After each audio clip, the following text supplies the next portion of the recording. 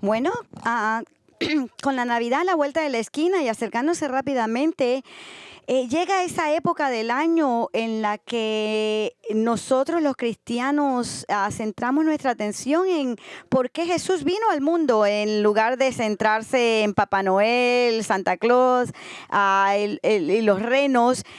Quienes aman al Señor utilizan este tiempo del año para reflexionar sobre por qué Dios se hizo hombre y nació en este mundo. Y la Biblia, de hecho, ofrece varias razones del por qué Jesús vino.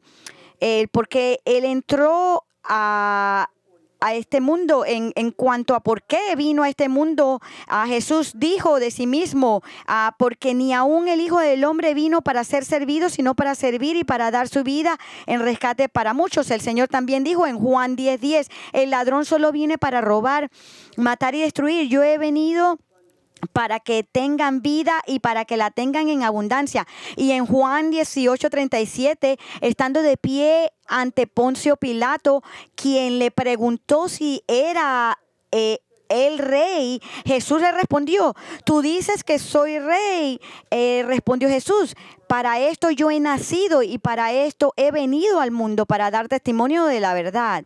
Y años más tarde el apóstol Pablo escribiría estas palabras ahora bien conocidas que se encuentran en 1 de Timoteo 1:15. Dice, palabra fiel y digna de ser aceptada por todos. Cristo Jesús vino al mundo para salvar a los pecadores, entre los cuales yo soy el primero. Y hermanos, además de estas razones para la encarnación, esto es lo que hablamos, el nacimiento de Cristo. El Nuevo Testamento nos dice que Jesús vino a cumplir la ley de Moisés. Él vino a hacer la voluntad del Padre y vino como luz al mundo para que quienes creen en Él no permanezcan en tinieblas. Y Él dio muchas razones de por qué Él vino a este mundo. Y esta mañana, mientras continuamos nuestro estudio de Lucas capítulo 12, vamos a descubrir dos razones más por las que Jesús vino a este mundo, a nuestro mundo. Y eso se debe a que en Lucas 12 Jesús explica dos veces por qué vino y por dos razones diferentes. Y como verán, en unos minutos estas dos razones no los sorprenderán, sino que en palabras del teólogo R.C. Sproul son impactantes. Esto es lo que leemos en Lucas 12, 49, 53. Dice, yo he venido para echar fuego sobre la tierra y como quisiera que ya estuviera encendida, pero de un bautismo tengo que ser bautizado y como me angustio hasta que se cumpla.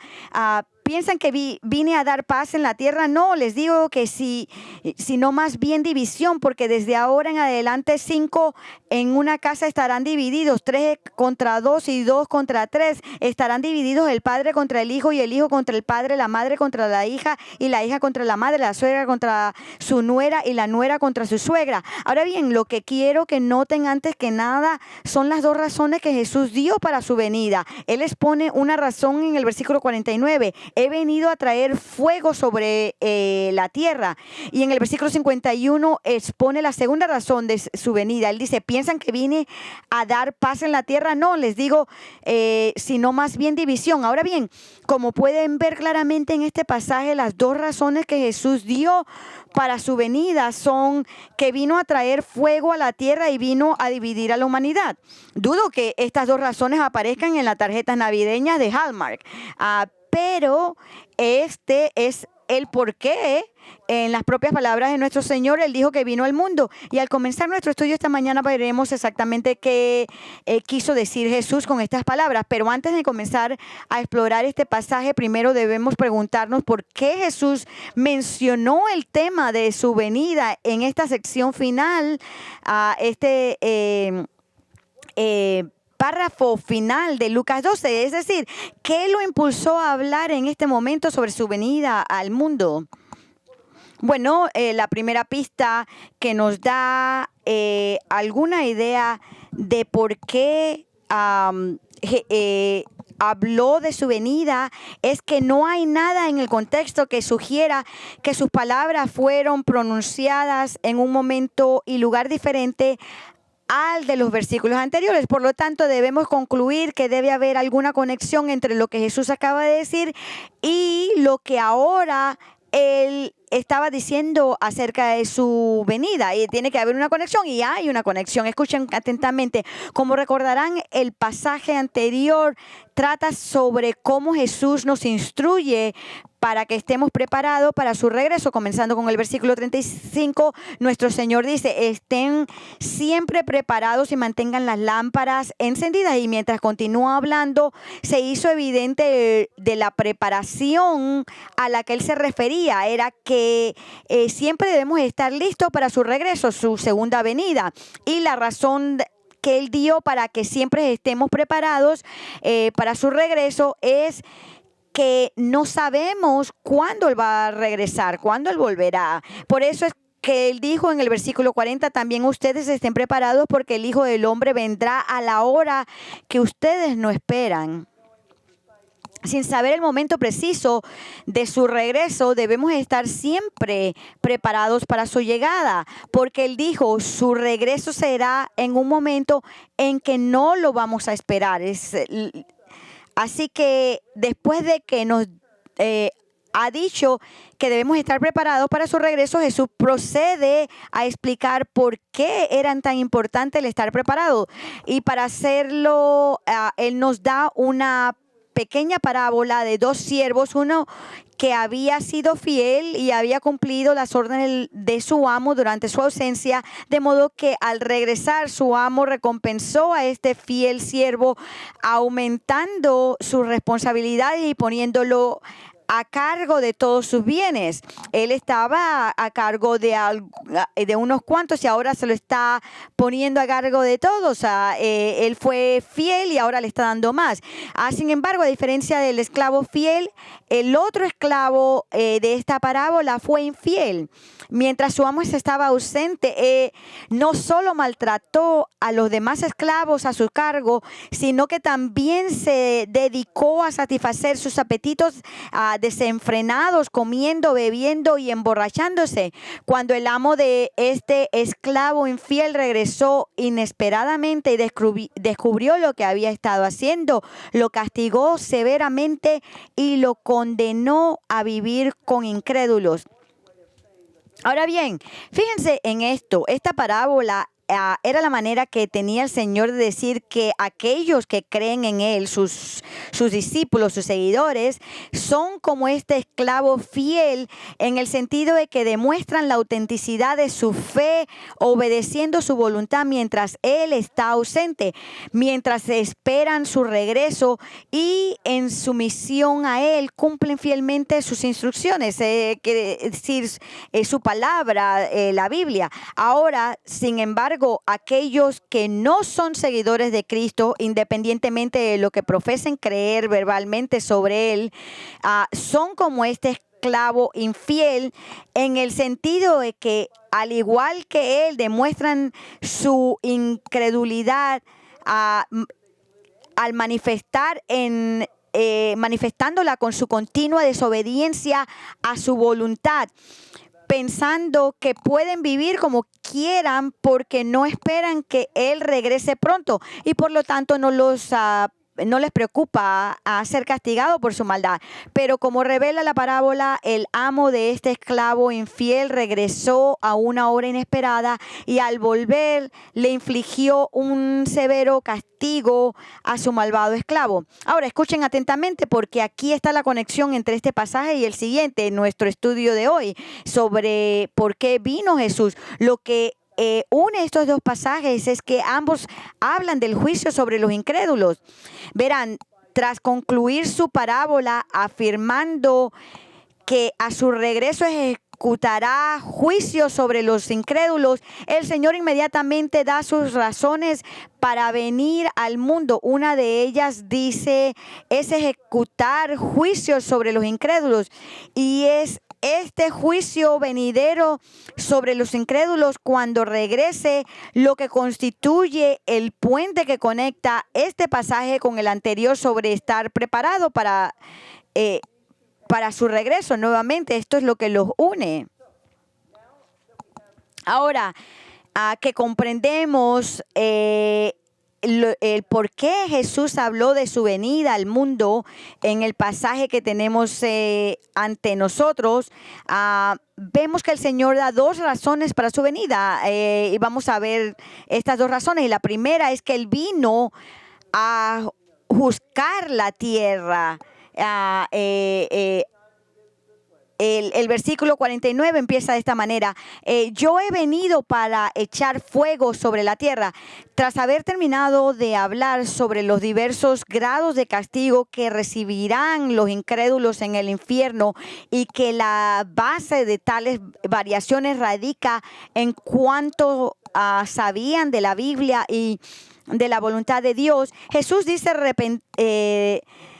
repentinamente que vino a traer fuego a la tierra. Entonces, ¿qué quiso decir con esto? Bueno, al usar la palabra fuego, Jesús les estaba diciendo a su audiencia judía algo con lo que ellos estaban muy familiarizados, de modo que habrían entendido inmediatamente de qué estaba hablando. Y eso se debe a que la palabra fuego se usa a menudo en el Antiguo Testamento como una imagen gráfica del juicio de Dios. Por ejemplo, leemos en Isaías 66, 15 al 16, porque el Señor vendrá en fuegos y sus carros como torbellino para descargar su ira con furor y su reprensión con llamas de fuego, porque el Señor juzgará con fuego y con su espada a toda carne. Y nuevamente leemos en Jeremías 4:4, circuncídense para el Señor y quiten los prepucios de sus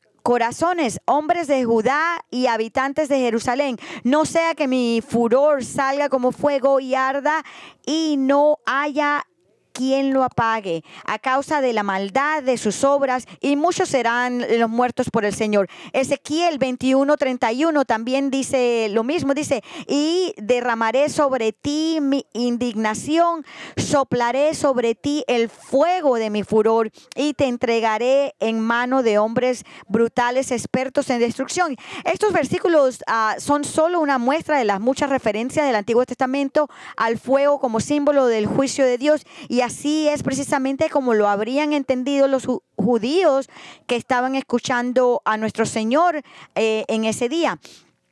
Habrían comprendido que al decir que había venido a traer fuego a la tierra, Jesús les estaba diciendo que había venido a este mundo para impartir juicio divino sobre ella.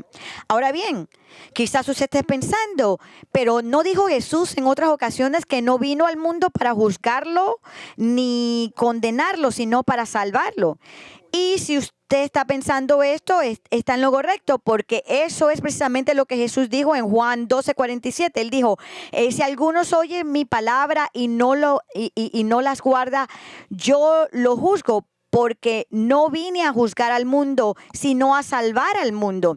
Jesús también dijo palabras similares en Juan 3:17, justo después de enunciar el versículo más conocido del Nuevo Testamento, Juan 3:16, porque de tal manera amó Dios al mundo que dio a su Hijo unigénito, para que todo aquel que cree en Él no se pierda, sino que tenga vida eterna. El Señor dijo entonces también en el versículo 47, si alguno oye mis palabras y no las guarda, yo no lo juzgo, porque no vine a juzgar al mundo, sino a salvar al mundo. Entonces, quizás se preguntará, ¿cómo pudo Jesús haber dicho, como lo registra Juan, que no vino al mundo para juzgar al mundo, sino para salvarlo? Pero ahora dice aquí en Lucas 12:49 que vino a juzgar a la tierra arrojando fuego sobre ella. La respuesta es que ambas afirmaciones de Cristo son correctas, pues las Escrituras, como usted sabe bien, habla de la segunda venida de Cristo, que Él va a venir dos veces, cada una con un propósito diferente. En su primera venida vino a salvar a quienes creyeran en Él. Pero en su segunda venida, que tendrá lugar en el futuro, cuando Él regrese a la tierra, en ese momento, aquellos que no han creído en Él y que lo han rechazado, Él los va a juzgar. El maestro bíblico Harry Ironside explica cómo las dos venidas de Cristo difieren en su misión. Una es salvar a la humanidad y la otra es juzgarla. Y aquí está lo que le escribe. Jesús no vino a condenar a los hombres, sino a salvarlos. Sin embargo, el mundo se puso en el lugar de la condenación al rechazarlo. La prueba de Dios es: ¿cuál es tu actitud hacia mi hijo? Si los hombres lo reciben, si confían en Él, si toman su lugar con Él, entonces entran en la paz y la bienaventuranza. Pero si lo desprecian, entonces se exponen a la ira y al juicio de Dios. Ahora bien, este juicio de fuego aún no ha ocurrido, obviamente, pero va a ocurrir cuando Cristo regrese.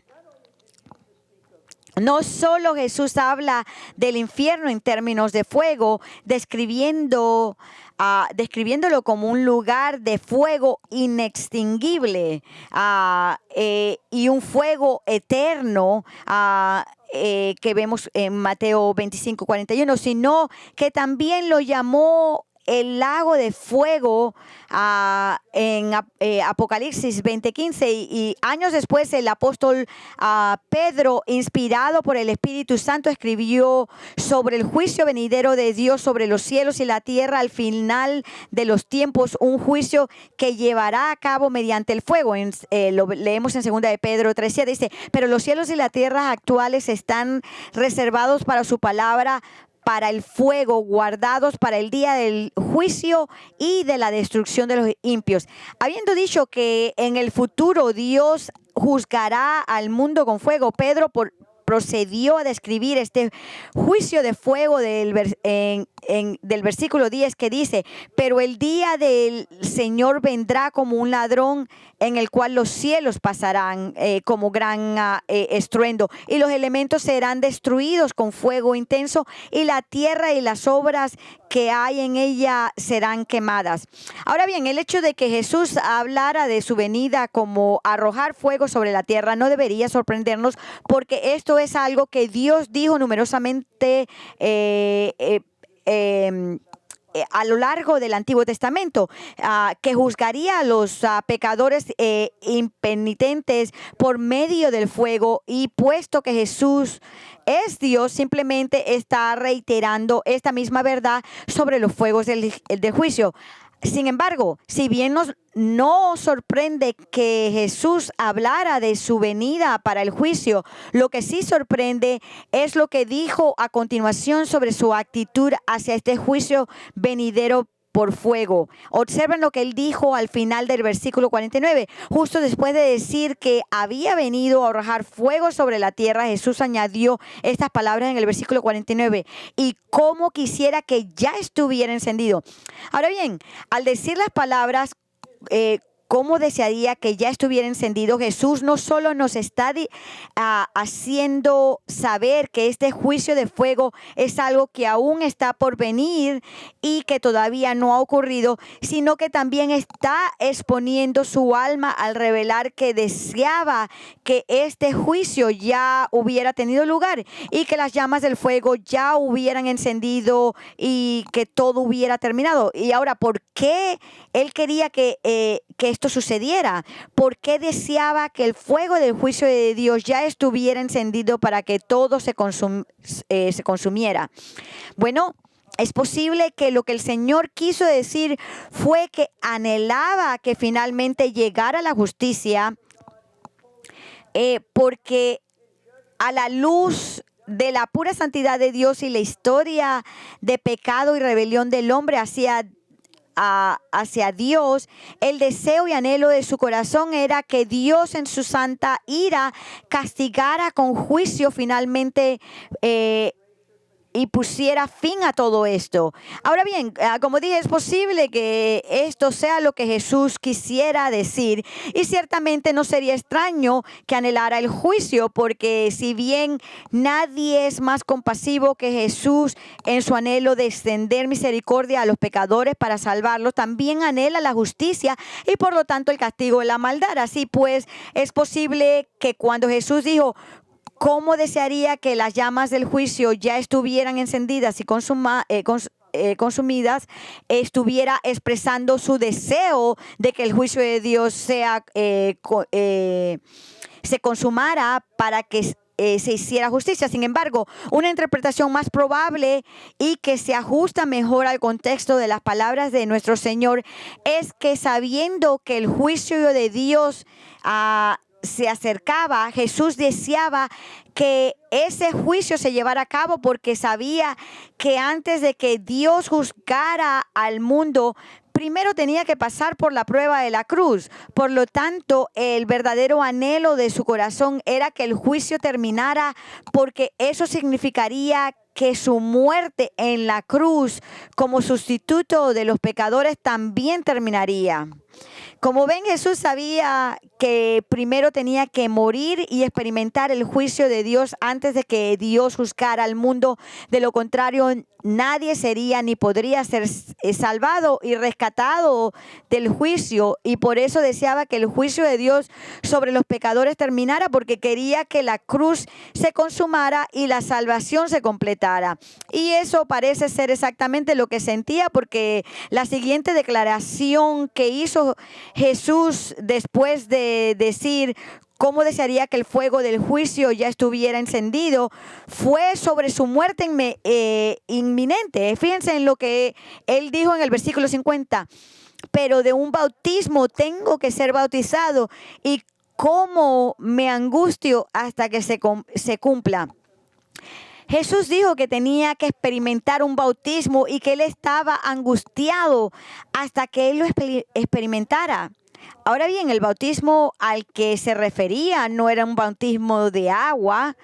Ya él había sido bautizado al principio de su ministerio por Juan el Bautista. No, este es un bautismo diferente, un bautismo de fuego, es decir, un bautismo de juicio divino. Nuevamente, la palabra griega para bautismo significa esencialmente ser sumergido. Y lo que Jesús estaba diciendo es que en su muerte iba a ser sumergido bajo el juicio de Dios mientras estaba en la cruz, al experimentar toda la furia de la ira divina contra el pecado. No su pecado, sino el pecado de todos nosotros. Y sabiendo que los horrores de la cruz aún le aguardaban, leemos aquí en este versículo cómo se sentía Jesús respecto a este bautismo de juicio divino que pronto afrontaría. Él dice: y cómo me angustio hasta que se cumpla. Ahora bien, la angustia que sintió Jesús no era, desde luego, ansiedad pecaminosa. Pues Jesús era perfecto y él jamás pecó. La palabra griega que se traduce como angustiado significa estar preso, afligido. Así pues, al decir que él estuvo angustiado hasta que terminó la prueba de la cruz, Jesús expresaba que en su naturaleza humana estaba preso de esta angustia, porque sabía perfectamente lo que significaba la cruz. Un maestro bíblico explicó así la angustia de Cristo en la anticipación de la cruz. Él dice: la angustia de Cristo mientras agonizaba no era señal de debilidad, sino de absoluta santidad pura, revelada por los pensamientos de cargar con el pecado y el juicio divino. Era la única respuesta posible. ¿Cómo no ibas a sufrir el Hijo sin pecado? Tiene toda la razón, porque lo que causó tanta angustia a Jesús no fue que supiera lo que se sentía convertiría con la tortura física de la crucificación, sino la angustia de ser perfectamente santo, pero saber que la inmundicia de todos nuestros pecados sería puesta sobre él, de modo que él, que no conoció pecado, se convertiría en pecado por nosotros, y como resultado el Padre lo abandonaría y por primera vez se separaría de él. Con respecto a los horrores de la cruz que Jesús sabía que pronto enfrentaría y la angustia que esto le causó y por qué quería acabar con ese sufrimiento, el maestro bíblico Ken Hughes dijo lo siguiente: lo que hacía tan terrible la espera era que sabía exactamente lo que implicaba su bautismo. No le angustiaba la artística carnicería ni la tortura prolongada, sino más bien la necesidad de tomar las aguas negras de nuestros pecados, de modo que en efecto se asfixiaría y se ahogaría en ellas y se convertiría en lo mismo. Amigos, esta declaración sobre la angustia de nuestro Señor al enfrentarse a la cruz nos da una idea de cuánto sufrió Jesús por nosotros. No solo experimentó los horrores inimaginables de la cruz, sino que al decir cuán angustiado estuvo hasta que se consumió la cruz, nos dice que Jesús también sufrió al agonizar ante la perspectiva de la cruz. Como dijo John MacArthur, aunque Getsemaní fue el momento de anticipación más angustioso, Jesús vivió su vida en un Getsemaní perpetuo. Nunca hubo un momento en que no fuera consciente del sufrimiento que le esperaba. No es de extrañar que Jesús quisiera terminar cuanto antes con la cruz, pero aunque le causaba gran angustia anticiparla, nunca la rehuyó. Él nunca se echó hacia atrás. Él nunca dijo, es suficiente, no puedo pasar por esto, es demasiado horrible para imaginarla. Leemos en Juan 12, el versículo 27 al 28, que anticipándose a la cruz, Jesús dijo: ahora mi alma se ha angustiado y ¿qué diré? Padre, sálvame de esta hora, pero para esto he llegado a esta hora. Padre, glorifica tu nombre.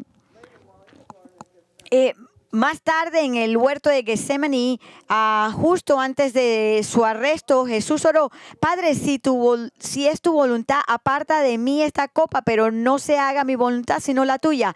Escuchen, aunque Jesús sabía el sufrimiento indescriptible y aterrador que le esperaba, por su amor hacia nosotros, siguió adelante avanzando hacia la cruz. Oh, cómo lo expresó un maestro bíblico que leí: Jesús se lanzó de cabeza a la cruz. Jesús corrió para salvarnos. Aunque la angustia, le angustiaba la idea de la cruz, el Señor quería superar ese sufrimiento para traernos la salvación. Qué amor, qué bondad y qué compasión Él ha tenido con nosotros. Y así, habiendo afirmado que una de las razones por las que vino al mundo fue para traer el fuego del juicio sobre la tierra, lo cual tendría lugar en el futuro después de su regreso, Jesús procede ahora a dar otra razón, una segunda razón por la que vino al mundo, y esta tiene que ver por su venida, y es la siguiente: Él vino a dividir a la gente. En el versículo 51 Él dice: ¿piensan que vine a dar paz a la tierra? Ahora bien, supongo que si a la mayoría de nosotros nos hicieran esta pregunta, ¿creemos que Jesús vino a traer paz a la tierra? Nosotros diríamos que sí, especialmente teniendo en cuenta que cuando nació, los ángeles alabaron a Dios diciendo: gloria a Dios en las alturas y en la tierra paz entre los hombres en quienes Él se complace. Y la paz era precisamente lo que el pueblo judío que vivía en tiempo de Jesús creía que sucedería en el mundo con la llegada del Mesías. Verán, la opinión predominante entre la mayoría de los judíos en la época de Cristo, incluidos sus discípulos, era que la venida del Mesías traería consigo la paz mundial. Y sostenían esta idea porque el Antiguo Testamento presenta al Mesías como el que establecería un reino físico en la tierra caracterizado por la paz y la justicia. Por eso el profeta el profeta Isaías se refirió al Mesías como el príncipe de paz, y por eso habló de su reino en la tierra en términos de paz entre las naciones del mundo, diciendo en Isaías 2:4, Él juzgará entre las naciones y hará decisiones por muchos pueblos, forjarán sus espadas en rejas de arado y sus lanzas empoderadas. No alzará espada nación contra nación, ni se adiestrarán más para la guerra. Así pues, cuando Jesús preguntó a sus discípulos a sus discípulos judíos, piensan que vine a dar paz en la tierra, como la mayoría de nosotros seguramente habrían respondido al menos en sus corazones: sí, la paz es precisamente lo que creemos que viniste a darnos en este mundo. Pero lo que el pueblo judío de aquella época no comprendían era que la paz en la tierra sería una realidad para el mundo, pero solo después del regreso de Cristo como su segundo Salvador, próximo a cuando todos los que inicialmente entran en su reino son creyentes. Pero la paz entre la humanidad no era una realidad en su primera venida, ni ninguna se pretendió que lo fuera. De hecho, en su primera venida ocurrió todo lo contrario, porque Jesús y su mensaje del Evangelio fueron rechazados por la mayoría de la gente, de modo que en lugar de traer paz, Cristo trajo discordia y conflicto. Y por eso, como Jesús continuó diciendo, respondió a su propia pregunta diciendo: no, les digo, sino más bien división. Contrario a lo que nuestro mundo llama el espíritu navideño, donde la paz es un tema central, Jesús dijo que vino a este mundo para causar división. Entonces, ¿cómo es posible que el príncipe de la paz causó división? Bueno, lo que quiso decir con esto es que el mensaje del Evangelio, la verdad sobre la salvación solo en Él y las altas exigencias de seguirlo, esto es lo que divide a la gente. Y como ven, quienes conocen al Señor lo amamos. Los incrédulos lo odian y le son hostiles. En su hostilidad expresan su ira contra nosotros, nos rechazan a nosotros y a las verdades y valores bíblicos que defendemos, lo que genera una dolorosa división al tomar partido. En otra ocasión, como lo registra Mateo, en Mateo 10:34, Jesús dijo palabras similares, solo que añadió algo que no aparece en el Evangelio de Lucas. Él dijo: no piensen que vine a traer paz a la tierra. No vine a traer paz, sino espada.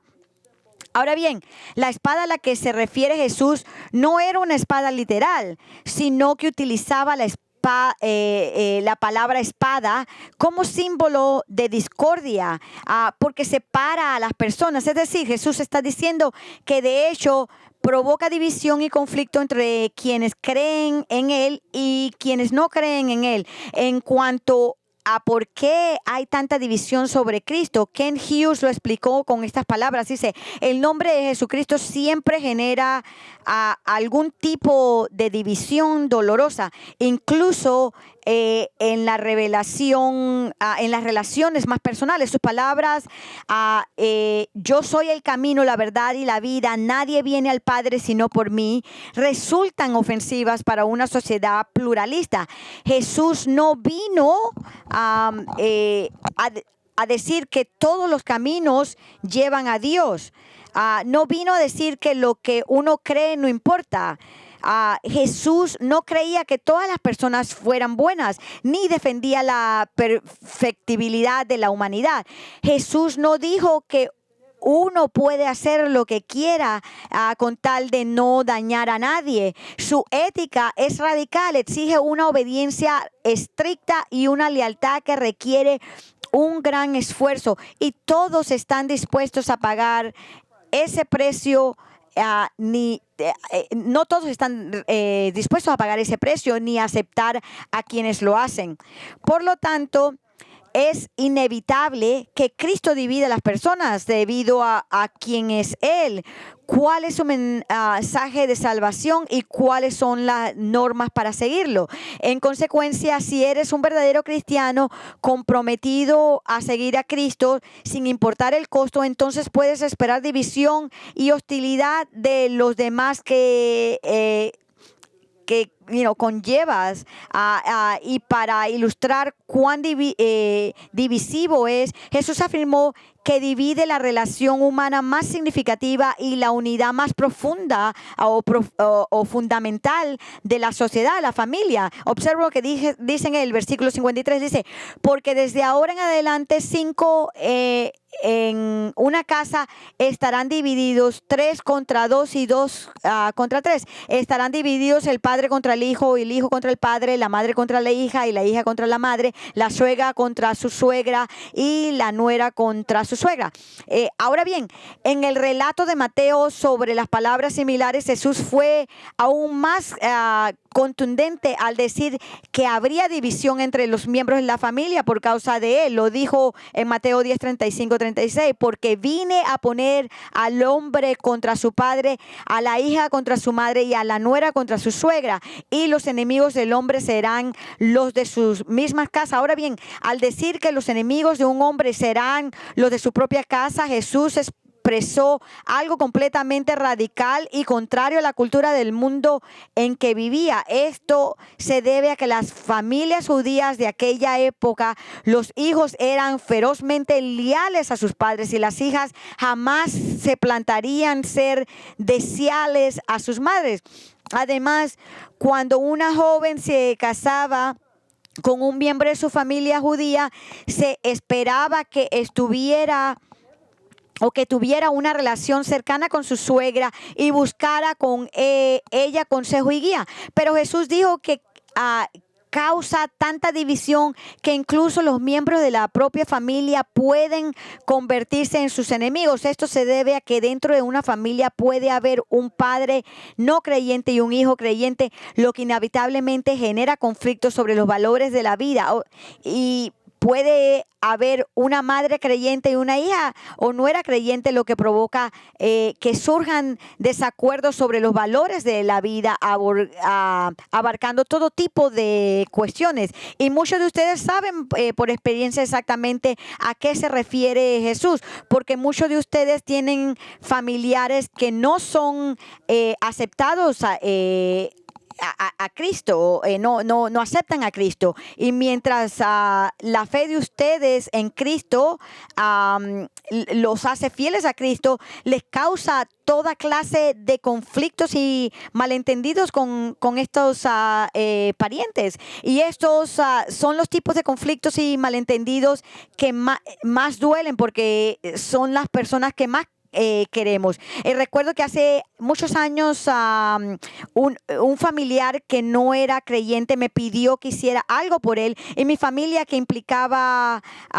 un acuerdo financiero con el que no me sentía cómodo, porque si bien no era ilegal, tampoco era ético. Cuando me negué, mi familia no solo no entendió mi decisión, sino que se enfadó conmigo porque sintieron que les había fallado al serles desleales.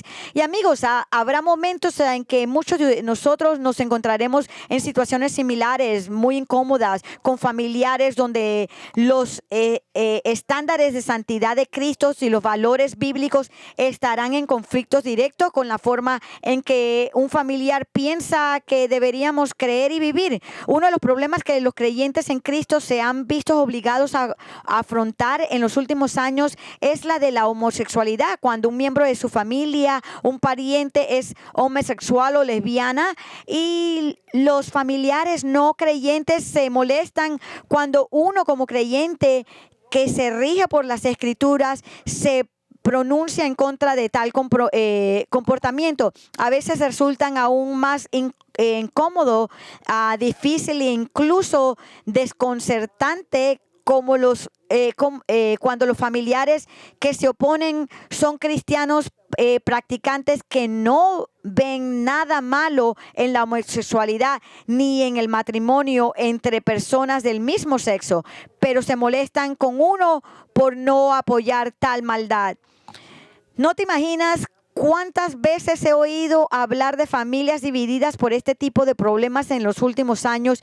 Y es que el mundo en que vivimos ha cambiado. Lo que antes se consideraba un comportamiento sexual desviado y pervertido, ahora se considera normal y por lo tanto debería ser aceptado por todos como tal. Y a veces los cristianos, en su afán por mantener la paz y evitar conflictos familiares, cometen el error de secundar esta forma de pensar y aprobar este comportamiento reprobable. Pero amigos, esto es precisamente lo que Jesús dijo que no vino a hacer. Dijo que no vino a traer paz. Cuando hay un rechazo flagrante de la verdad, sino que vino a traer división causada por defender la verdad. Miren, si son seguidores de Jesucristo, deben ser fieles a Cristo. No pueden aceptar este tipo de comportamiento sexual abominable como normal, porque no lo es anormal y constituye una clara violación de los estándares de pureza moral de Dios y de lo que las Escrituras enseñan sobre el diseño divino para hombres y mujeres. Por lo tanto, cuando se manifiestan y se oponen al comportamiento homosexual o al matrimonio entre personas del mismo sexo, es inevitable que causen una gran discordia y división en la familia. ¿Y qué se supone que debes hacer cuando te encuentras con tal hostilidad y división en tu propia familia? Bueno, por encima de todo, debes ser leal a Jesús, manteniéndote fiel a los santos principios de su palabra y nunca comprometiendo las verdades de las palabras de Cristo o de las Escrituras, sin importar cuán doloroso sea la contienda y la división. Y créeme, cuando te digo que sé lo doloroso que esto puede ser, yo lo sé. Además, debes asegurarte de que al defender la verdad, tu actitud y tus motivos sean correctos, de modo que seas amable, cariñoso y bondadoso al hablar y abordar este tema. Verás, debes tener cuidado de no convertirte o convertir esto en una discusión donde por orgullo busques ganar, o de no parecer al defender la verdad moralista y arrogante.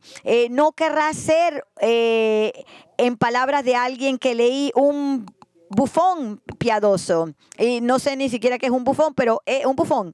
Ahora bien, si estás teniendo dificultades en un conflicto con otros por tu fe, especialmente con un familiar, quiero darte algo que te ayudará a fortalecerla. Tu resolución de defender la verdad en medio de esta batalla. En el Evangelio de Mateo, Jesús revela una verdad que te ayudará cuando te encuentres en una de estas dolorosas situaciones familiares. Mateo nos dice lo que dijo Jesús cuando estuvo cuando uno está puesto en una de estas situaciones bien dolorosas con la familia. Él dice: el que ama al padre o a la madre más que a mí, no es digno de mí. Y el que ama al hijo o a la hija más que a mí, no es digno de mí. Ahora bien, entienda esto, lo que Jesús está enseñando, que cuando Él no está enseñando que cuando usted se convierte cristiano, uno deja de amar a su madre o a su padre o a sus hijas. No, eso no es lo que le está diciendo. Por lo contrario, la Biblia enseña que la conversión al cristianismo mejora la vida familiar, porque tendrán un nuevo amor dado por Dios por su familia. De modo que un hombre convertido será un mejor esposo, mejor padre e hijo, porque amará tanto a su esposa, que se sacrificará por ella. Amará tanto a sus hijos, que los servirá, corrigiéndolos y educándolos en los caminos de Dios. Y amará tanto a sus padres, que los honrará con respeto. Y una mujer convertida será mejor esposa, madre e hija, porque amará a su marido y se someterá a él, amará a sus hijos y dedicará su vida a criarlos para Cristo y amará a sus padres y los honrará. Todo esto se enseña en Efesios 5 y 6. Pero por mucho que los verdaderos cristianos amemos a nuestras familias, amamos aún más a Cristo. Y nuestra lealtad es antes y primordialmente con Él. Incluso si eso implica un distanciamiento con nuestros seres queridos. De esto es precisamente lo que Jesús está hablando en este versículo. Él está diciendo, afirmando que solo Él debe tener nuestro amor y lealtad supremos, incluso por encima del amor y la lealtad que sentimos por nuestra familia. Escuche, nadie que esté en sus cabales le gustan los conflictos ni las peleas con sus familias. Pero si usted es un seguidor de Cristo, entonces usted sabe lo que tiene que hacer. Usted tiene que seguirlo a Él, ser fiel a su palabra, incluso a costa de ser criticado, excluido y rechazado por los miembros de su familia. Como ve, no puede haber paz cuando se rechazan las normas de Dios. Así que los animo, el Señor conoce todos tus conflictos y te dará su gracia para afrontarlos si buscas honrarlo a Él. Pero si bien la paz no es posible cuando se rechazan las normas de Dios, su paz sí está disponible para aquellos que lo aceptan como Señor y Salvador y que se aceptan sus normas y verdades y valores. Si usted no conoce a Cristo, entonces usted no tiene esta paz, pero usted la puede tener. Usted puede estar a paz con Dios y experimentar su paz en el corazón. Si usted está interesado en esto, si Dios le ha hablado a usted hoy día y quiere conocer a Dios como su Señor y Salvador, le animo que venga aquí al frente a hablar conmigo al final de nuestro servicio, para que tengan paz con Dios, para que tenga paz en su corazón. Oremos. Padre, te damos gracias por tu palabra. Es como R.C. Sproul lo dijo y no debe ser sorprendente. Nos impacta cuando leemos esto, pero estas son tus palabras, Señor. Así que las creemos y las tomamos en el corazón y oro por aquellas personas que están aquí esta mañana, que están pasando por una batalla con su familia, ya sea por este asunto o por cualquier otro asunto. Te pido que los ayudes a estar calmados y ser misericordiosos con la familia, no que insulten a su familia, sino que hagan todo en el nombre del Señor Jesucristo. Y oro, Señor, que tú los ayudes a tener la resolución de pararse firme en la verdad, no importa lo que suceda. Te pido que los edifiques y que estés al lado de ellos, Señor, y pongas ánimo en el corazón de ellos. Y por aquellos que están aquí que no conocen a Cristo, que a lo mejor nos están viendo por el internet, pedimos que ellos sean salvos, Señor, que reconozcan que no tienen perdón de los pecados si no te conocen, Señor. Así que te pido que le abras el corazón para que te conozcan, Señor. Oramos todo esto en el nombre del Señor Jesucristo. Amén. Gracias por venir. Pueden ir así.